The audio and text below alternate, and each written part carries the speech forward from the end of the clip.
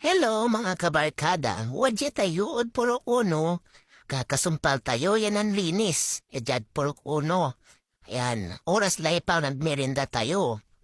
Itan, saan tayo inerkini makanan niya say soft drinks akayan at electric kettle, di ba? Di ba? Wala may kape tayo. Mangkape tila. Yan, Kim. Nagkakape na tayo. Yan, po si Kim, si Ate Tess. Ah, Ate Tess, kape ka muna. Yan, o diba? Yan, yung pagkatapos naming naglinis. Ayan, magmimerienda muna tayo. Ayan, marami na tahilirang kape, oh. Diba? Naubos na yung 2 bote. Tapos susunod na naman yung susunod naman yung tinapay. Ayan, yun. Tingnan nyo, umuusok pa yung namin.